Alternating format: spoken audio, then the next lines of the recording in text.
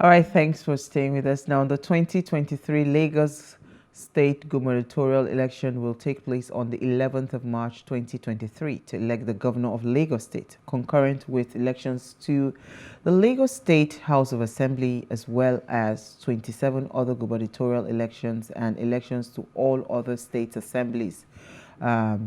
Now, the election will be held this Saturday, 2 weeks after the presidential election and the National Assembly elections. Now, the incumbent APC governor, Babajide Sanwo-Olu, is eligible to run for re-elections and has been nominated or renominated by his party to be, the candidate. So who is your candidate for the Lagos State gubernatorial race? And do you think your candidate has a chance?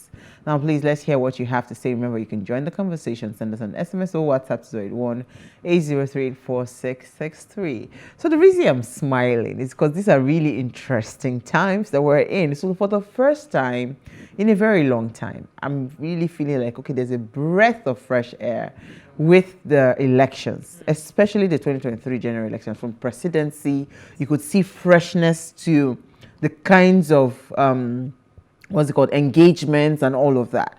And this particular election is one that is very dear to my heart because Lagos State, Lagos State has the capacity, right, to be the Dubai of the world, right? It has the capacity, it has by every standard, because Lagos is one of the most industrious states. It gathers a lot of industrious people. I mean, people just feel like, when I come to Lagos, I'll make it. Because, when you put in the hard work, you see the results and all of that. And again, in Lagos, you can become a billionaire if you understand the tricks and I remember when my friend was living on the mainland, both of us were living on the mainland, right? And she used to say then that, I'm going to move to the island. I said, why? She said, the same thing that her and her friend will go to the UK and buy, and she will be selling it with peanuts and with bag on the mainland. That then the friend would just call a tea party in Lekki. And before you say Jack, she sells it like 5 or 10 times the money, and they are scrambling for it, and she's sold out. She has to now bring her goods. Even within Lagos, right? There's still different kinds of activities going on that just shows that yes, this is a boisterous economy, right? Yeah. So when the presidential elections happened and all of a sudden everybody was just and Labour Party was declared winner, all of a sudden I just noticed that our governor started posting different things. Dear Lagosians, every day sending us messages. But you see, it's good.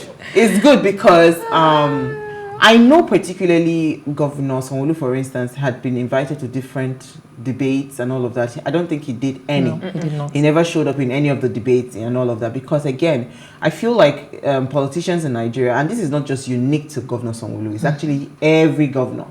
When they are running for a second term, they don't believe that they have to put in so much work. They just believe that the power of incumbency will cover them up. But for the first time, maybe because of the things that happened with the presidential election, Labour Party winning Lagos State, and again, Labour Party now having some kind of, architect, the new architect of Lagos and all of that, coming into the race. So it's almost like, because I know that Sanwo-Olu has been going everywhere, speaking to different people. He was at the estate where I voted. He's been going around different places and all of that. So I don't know. What's your take, first of all? The gubernatorial race. How is it doing you? You see, guys, I said I'm looking forward to Saturday. And it's not because I'm not afraid that, again, the magic will happen. But because I'm happy that somebody is giving them pressure. So the days of sitting down and crossing your legs and knowing that it's coming to me again is over. Like you rightly said, every day now we're saying, dear Lagosians, dear Lagosians. And I'm like, wow, I'm feeling proud that you have so much to say to us. I didn't know that. So it's like I said, it's interesting to see. I call this phase that we're going to do Niger Chronicles. So this is like episode what now that we're in of season. This is season 3, maybe. But yeah, I'm just excited that somebody is putting him on it. He's now putting up pictures with iron jeans and things like that. It's good so that you can understand that these things. See, we're done with all that. I love Sanwo-Olu as a matter of fact, but you see, something happened that just puts me off. And I actually expected so much. He's my birthday mate, by the way. So I was like, this guy, you can't do better than this now. What's going on? And his silence sometimes just kills me. When you expect him to say some things, he'll just go quiet on you. I remember when he was going to come into power, and that was 2019 elections. Oh my days, the promises that we had, and this is 4 years later, and I'm asking myself, what happened? What changed? What went wrong? Today somebody told me, there was COVID.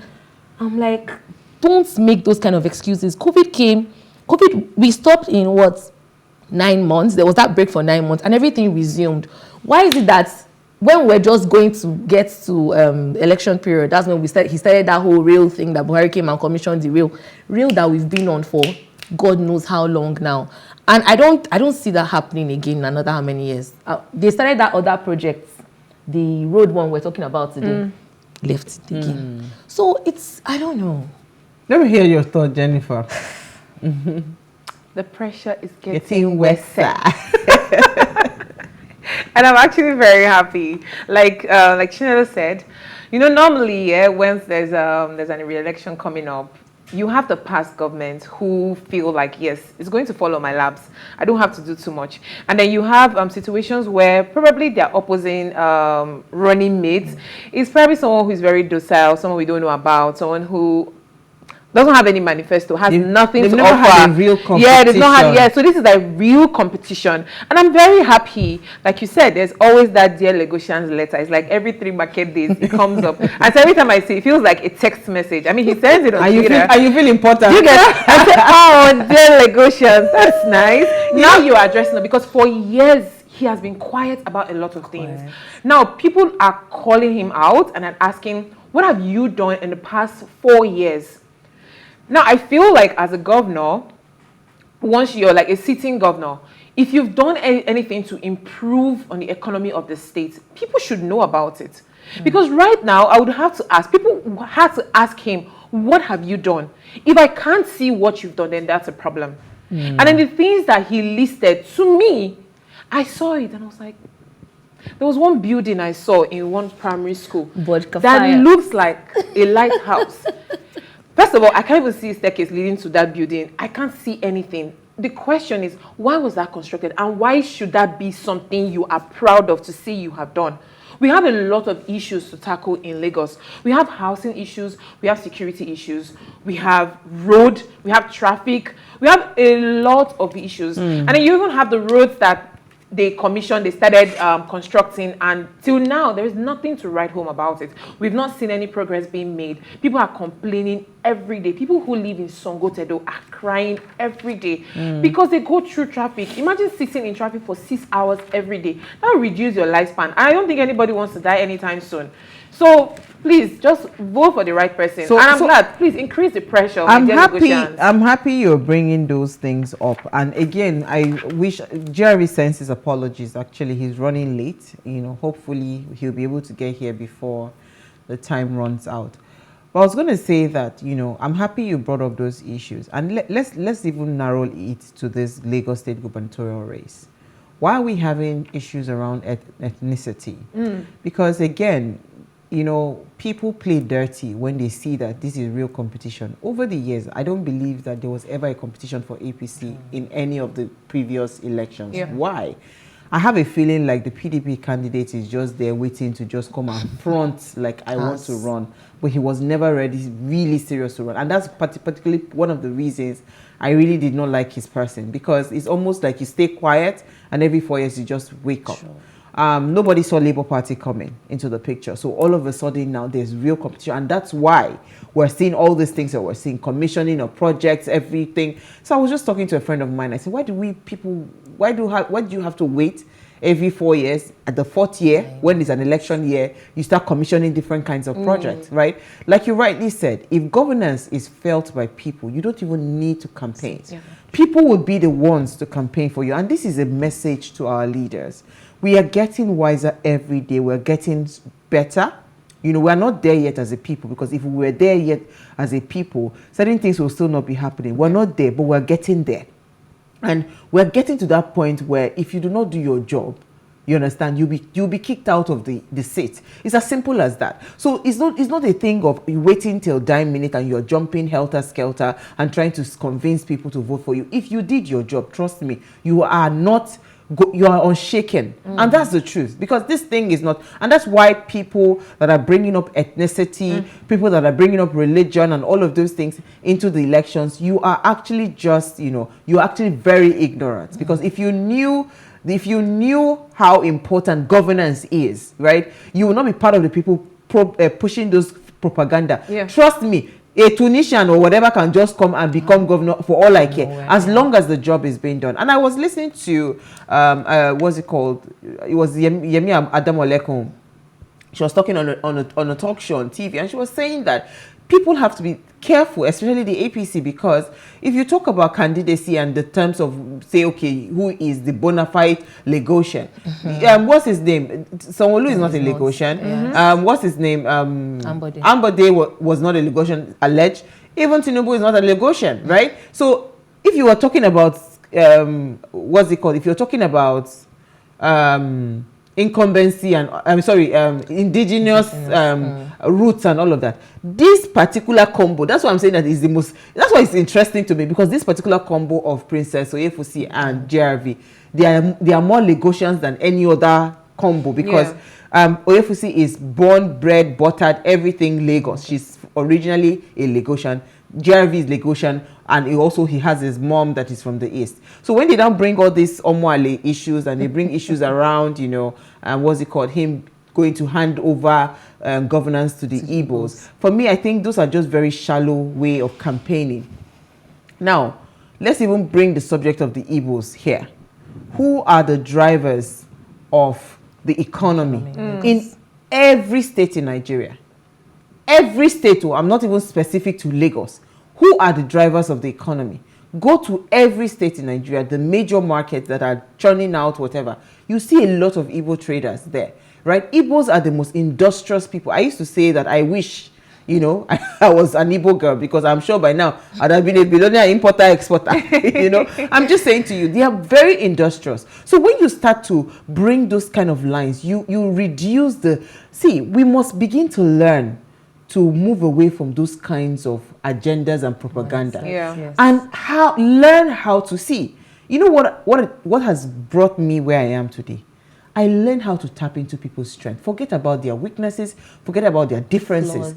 I just focus on people's strength, and that's all I focus on. I'm not interested in whatever, that's your headache, right? But if you focus on people's strength, you will get the best out of the people. And that's what we should do, because you cannot really claim anything right now. We must learn to harness the potential that everybody has, because the human capital, I was saying it somewhere, I don't know where I was saying it, the human capital that we have in this country is enough to make this country a first class country.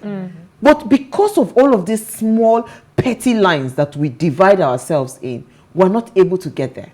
And that is a big problem for me. I have a question for Nigerians as a whole. Now, if we're going with tribal wars, I have just one question. Now, having an Igbo president, Igbo governor, or having a Yoruba president or governor or Hausa and whatnot, or Muslim or Christian, when we are suffering, we all suffer together. Because I don't think when the dollar was increasing and naira was dropping, prices of things were going up, housing prices were increasing. When you were looking for a house to rent, did the landlord or agent tell you, oh, because you are Yoruba, I'll reduce the price? Or when economy was getting really hard for a lot of people, did the economy tell you, because you are Igbo, I'll reduce the price? So I really don't understand it, because I think it is very backward for anyone to still be fighting these wars. It doesn't make any sense to me. When we are divided, we will not make any progress. But when we come together as one, there is supposed to be an end goal. It shouldn't be about where you're from, we complain about racism. We complain that, when Nigerians or black people go abroad or go to a white man's land or country, we are being treated differently. So if you're going to complain about racism, why do you come back to Nigeria and you're now tribalist? Why? It doesn't make any sense to me. We're supposed to love each other And I know that it is progress. I mean, we need to get to that point. But this is the same fight we've been fighting for years.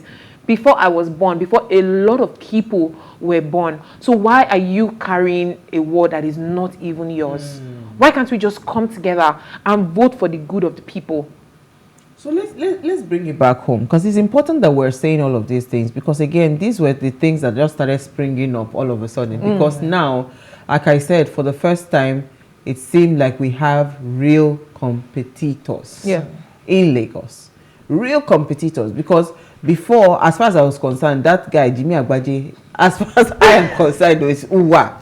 You know? As far as I'm concerned, Jimmy Agbaje is, you know, he was, what do you call him? He was just a front. Because the guy was not ready. But he was not ready to be governor. His adverts were very sweet. Which kind of advert is that? Good songs were very, very sweet. But it's first time I'm super excited, and I'm looking forward to, you know, 2023. But I think our guest is here. You know, so when we come back, let's quickly go on a break. When we come back from the break, we'll have GRV join us, and let's quickly just, you know, milk as much information as we can in such a short time. Stay with us, we'll be right back.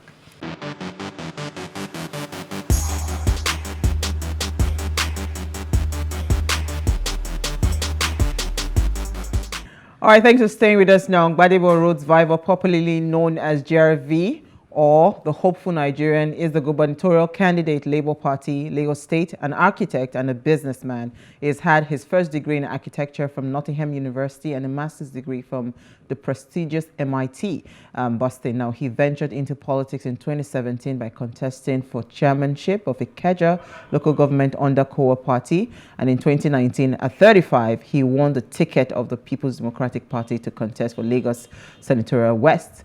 And again, Gbadebo is a strong believer in Nigeria's future, and he devotes himself to developing fellow young people to take on the mantle of leadership. He's currently the governorship candidate that is putting everybody on their toes in Lagos, and he's joined us live in studio. Thank you so much. Always happy to be here. Yeah, so you're a friend of the house, so we couldn't have not had this conversation, but thank you so much. Thanks. I mean, because time has really passed, I really want us to just quickly run through a lot of things. How prepared is Labour Party for Saturday, March 15th? March 11th rather, yeah. We're very prepared. You know, we went into the previous election believing that there was going to be an electronic transmission of voting. And seeing what actually happened and seeing the results, because from our results from our situation room, we got over 900,000 votes. And the PDP situation room reports also say the same thing. So since the INEC wants to take elections back to 2015 type elections, then we are going to be prepared. We are prepared for that. And we are also prepared for any form of intimidation or harassment that anybody thinks they want to bring against our people and our supporters. Is going to be resisted with everything that we have. So I encourage everybody to come out and vote. They fooled us the first time. We saw military vans moving around, and I have to commend the military. They did bring a level of sanity to politics in Lagos, and I thank them for that. And I ask that they do the same again, March 11th. But we are also prepared to resist any form of intimidation or harassment. And it's one thing to think, you have to think about it. Why would a government that's had power for so many years feel the need that they must harass and intimidate their way to keep a stranglehold on a state like Lagos? It literally is them condemning and indicting themselves. Because if you've done well, people should be able to vote freely and put you back in office. Not all this intimidation. I mean, civil servants now are being forced to vote, right? I mean, they are blackmailed, they are harassed. I'm coming from Alaba and going, you go to Alimosho. The Baale of Ijegun has come out to say that he's going to do Oro festival. So non-indigens should not come out from tomorrow till Monday. Wow. Meanwhile, Oro is something where nobody should come out at all. Not just non-indigens. But you see, these are also, we have to petition the commissioner, the police, the DPO of Alimosho, and also get the DSS involved in this, because we are not going to tolerate all of this. Right? We are working everything. You saw the injunction we got against INEC, and also injunction we got against INEC using MC Lomo. The fact that we are laying all the tiles, because this is a long game. But we're going to win on Saturday. I'm very confident of that. I was in Alaba today in Trade Fair, and the reception was amazing. People's spirits and their tempo is still quite high. And we want a new Lagos, we want a new Nigeria. And also, I have to say on TV that Peter Obi is going to get his mandate back. Of that, I'm sure. We're hopeful for that. Very All right, hopeful. so I mean, I like what you're saying, you know. But one of the things that the of course your opposition have been throwing at different people is, oh, what experience does Gbadebo have? He's just a businessman, he's an architect, and then what? You know, he doesn't have experience in governance. You know, what do you want to say to those kinds of people that say that? I asked them, what experience did Alhaji Lateef Jakande have in public service? What experience did Awolowo have in public service? And these are the people that they look up to. What Alhaji Lateef Jakande did in 4.5 years, the APC government has not been able to do it in 2 decades. And what drove him?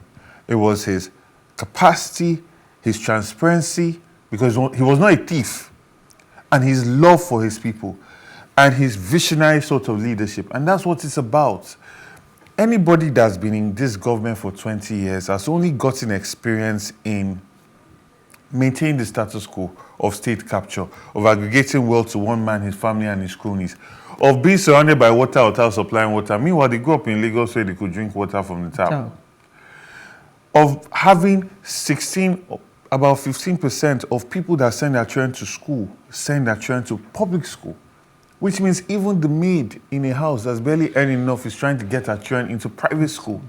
But these people that are complaining, that are saying that they have all this experience, they were able to go to public school, right? And this is the Lagos that we're in now, that they've given us. But they enjoyed the Lagos that they had. They were not flying abroad for injection that time, right? So I'll let Chinelo and Jennifer come in, but just to take you back to what you just said, 2 decades of nothing. How do you think you want to correct that? Oh, well, first of all, Lagos State has tremendous wealth. And when I say wealth, I'm not just talking about money. I'm talking about the capacity, human capital. Because people are making so much, they're pushing so many boundaries, and you consider all the odds against them. The traffic situation, the government working against them, government shakedown, multiple taxations, lack of an enabling environment.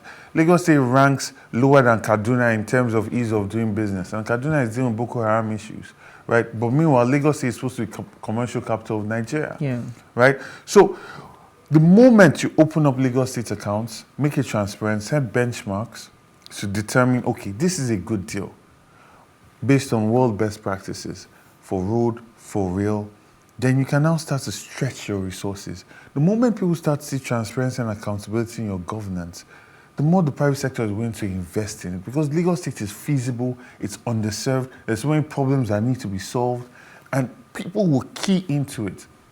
There are many other parts of Nigeria that, no matter how brilliant your idea is, you don't have the population to be able to make projects feasible. Absolutely. But Lagos is one of the smallest states, or is the smallest state in Nigeria, but it has the hugest population.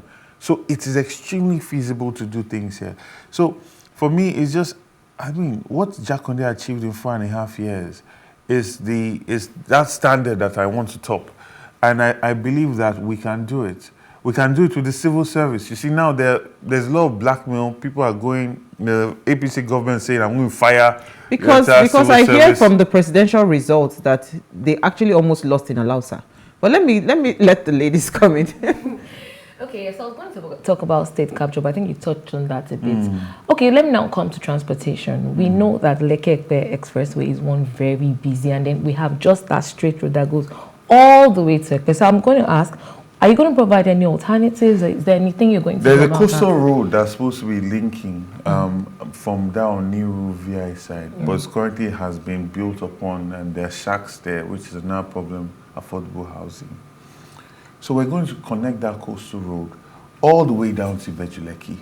And then on the other side of Lagoon, connect a coastal road from Ikorodu all the way down to Ekpe. And then link these 2 roads by 6-kilometer bridges, at least 3 or 4. Right? That way we've created a belt road and a belt road design, which is the most efficient means of moving things around.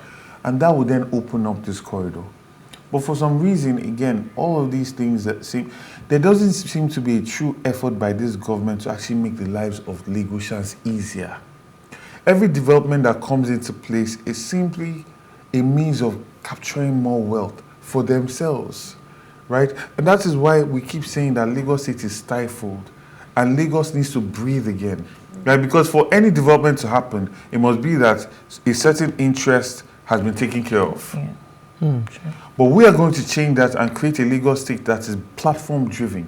So if you have a truck and truck meets requirements, you plug, play, you have your route, you pick waste, you take it for recycling, upcycling. You don't need to know anybody in the party. This is interesting what you're saying, but let me bring you back to Governor Ambody.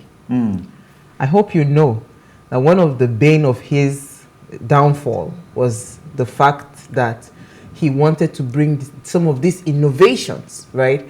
Because there's an existing structure. 2 decades is not a joke. It's not 2 years. Well, you see. So how? No, wait, Yes. wait, you see, you've answered your question.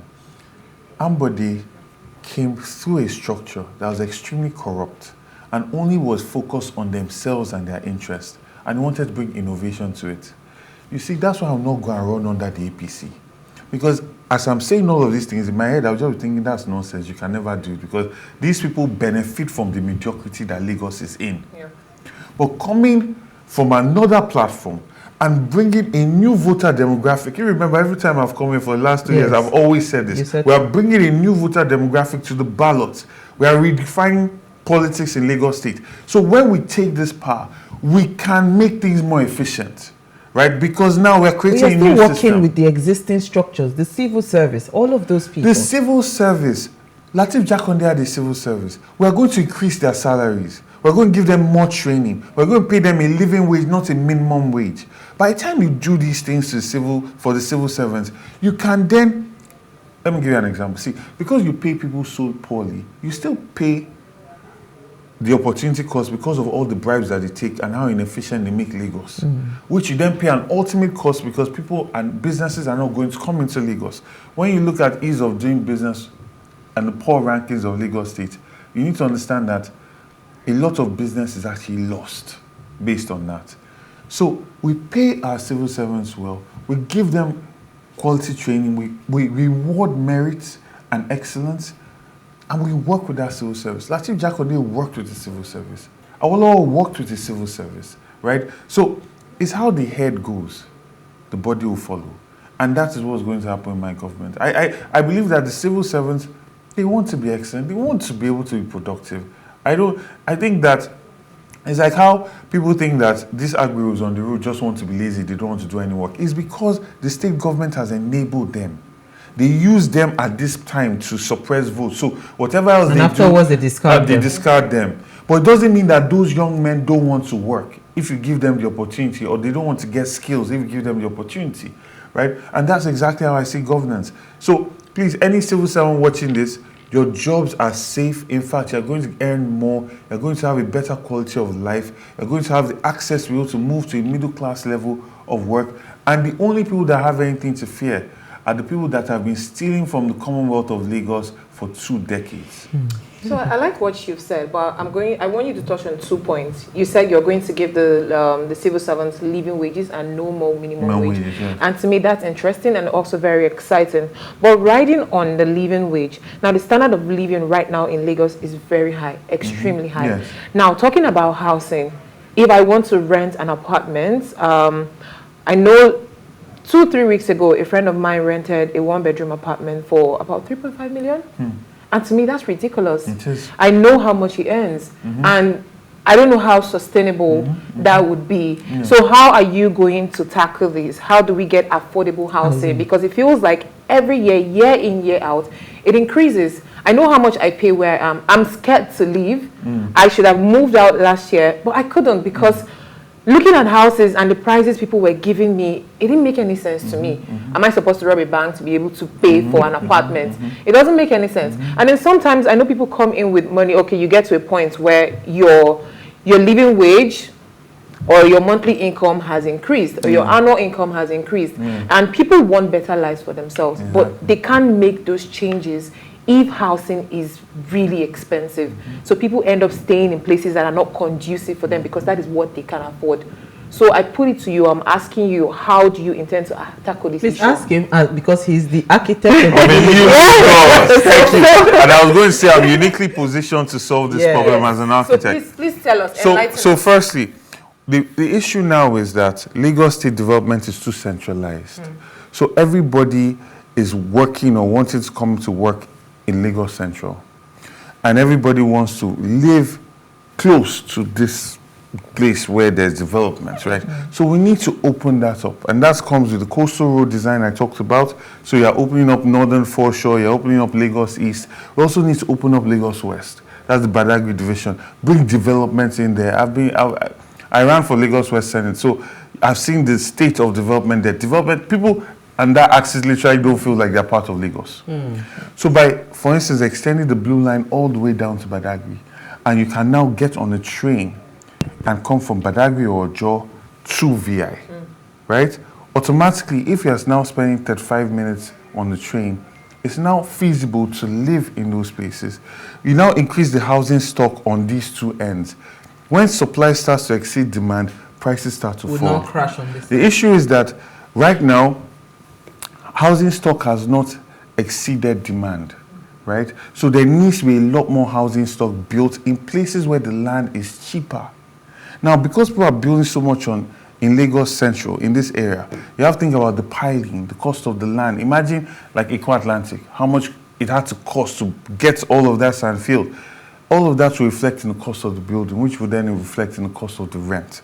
When you start to build in places that are on solid ground, like Badagry, like Ikorodu Division, it's a lot cheaper.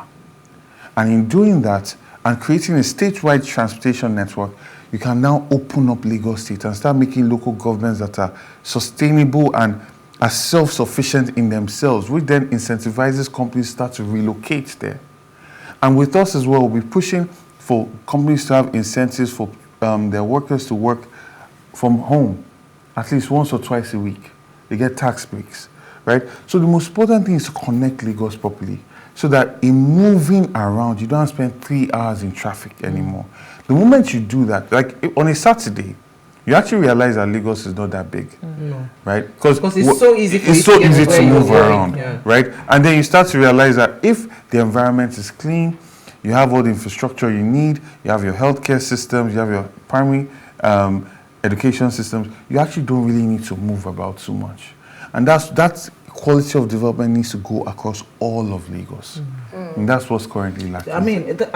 Because again, we had said before you came on board that there are some parts of Lagos that don't feel any government presence, yes. Government presence, and it's sad because if you really talk about, because I want to bring it to ethnicity, because it's one of the things that have been driving your opposition, saying you will hand over Lagos State to Igbos, and all of that. But the Igbos, for me, I feel like they are very industrious and they've been able to bring in a lot of funds, capital they've contributed heavily in the GDP of Lagos State, right?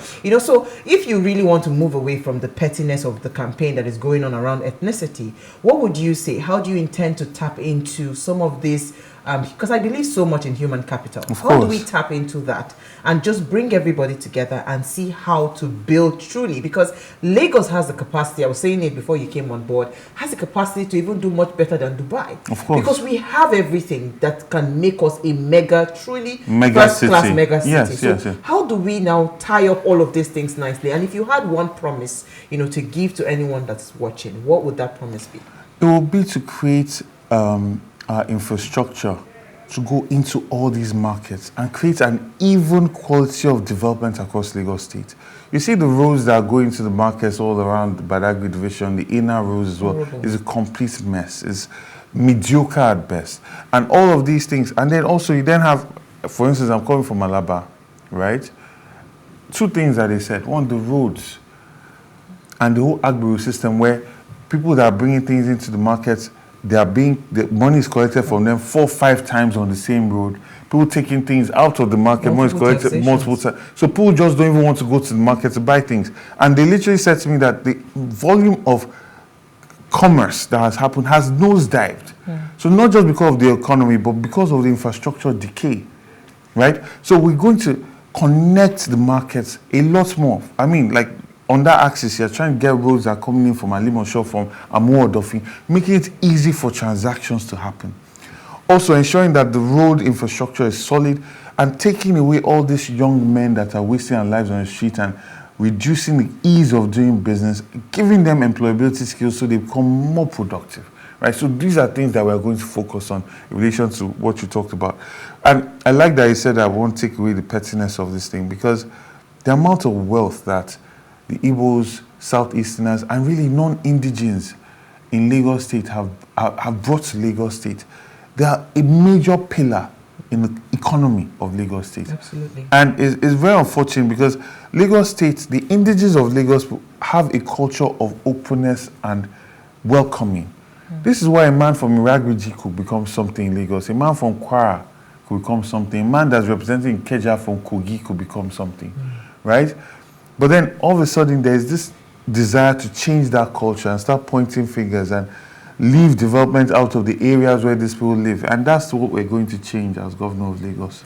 Absolutely. Let's quickly take comments then. Go ahead. So past governors who came into power had also made promises. A lot of them had said different things that they want to do. And here you are, you're also making promises and you're saying a lot more things that are appealing to a lot of Lagosians. So my question to you is, why should we trust you? Why should we believe you? And if you don't deliver, what happens? We will kick you. I love that. So the fact of the matter is, I can only get into position because the people put me there. I'm not buying my way into office. I don't have the thuggery and voter suppression to get my way into office. And there's a thin line between love and hate. When people have put you in and you let them down, they will get you out. So the onus is now on me to deliver. And that is why it's important for people to participate in politics. Voter apathy has killed our democracy. And what we saw last week, Saturday, showed quality voter engagement. We won it. And also I have to correct this idea that it was a win by a particular tribe. No. Lagosians voted for Peter all Obi. tribes. We won in More Yoruba people. Koshofe. Yes, we won in Koshofe, which is mainly populated by Yorubas. We won in Shomolu, which is mainly populated by Yorubas. We won Alimosho, Magodo, which is mainly populated by Yorubas. We won in Ikeja, which is mainly populated by Yorubas. So people are tired, right? And so that's one aspect of it. Secondly, I think when a politician comes to talk, you should look at their pedigree, look at their antecedents. My love for Lagos and my love for Nigeria, I've been preparing myself for this for the last 12 years. Or more, even. More than that. Every decision, whether it's going to MIT and my thesis is on creating communal waste management systems for which I got a distinction, or working with the American government to solve flooding in cities because of Lagos coastal nature and getting those skills and capacity, or working with the Chinese government to build vertically without losing community touch, because that is where Lagos needs to go because of our small footprint. Or come back to Nigeria and get involved in affordable housing, or focusing on fighting the government based on their policies in relation to genetic modified foods. I love Lagos. I love Lagos. I love Lagos. I love Lagos. This is where my pedigree comes from. This is everything to me. So I've shown this consistently, whether it's being part of the NSAS movement. I've always stood on the side of the people. And it's not something that you can fake. Absolutely. And you can go and verify that. Absolutely. This is actually the wrap up. Okay, quickly, let's take our comment. Okay, this one says, hello, ways ladies. My message is to Jervy. Jervy should disregard the petty tribalistic and political mud-slinging antics. A weak person who lacks capacity to debate objectively on a subject matter resorts to baseless name-calling. I'm rooting for you, and this is from Ufoma. God bless you. Thank you. Good evening, my dear beautiful sisters of What Are You Saying? #ways. Lagos gubernatorial race. I thank God for everything and for another opportunity to cast our votes again come Saturday, 11th of March 2023. My comments are not much. Honestly speaking, I am yet to recover from the daylight robbery during the last election. I cannot be proud of having someone who knows that he rigged an election as a president. It does not make sense to me at all. Your guest made mention of something that has made my day, and I can confidently sleep well this night. He said that Peter Obi will regain his mandate back, and it sounds like music to my ears. My prayer is that Labour Party wins wins on Saturday. Thank My you so name much. is Daniel Ilo. I think a lot of people are rooting for you, Thank you, JRV. Daniel. You bring freshness to this campaign. Thank I'm you. proud to say that you're a friend of the house. Thank And you. we're looking forward to Saturday. For those young people, go out there and vote. And if you missed our quote for today, here it is again. Okay, so it says, we cannot be mere consumers of good governance. We must be participants. We must be co-creators. Creators, You must yes. be part of people that bring in good people into governance. Thank you again. Thank you And so I'm much. saying to you that I wish you all the best Thank for you. Saturday's March 11th. Thank See you. you guys tomorrow at 8 p.m. as we bring another great conversation to your screen. Thank you, ladies. Thank you.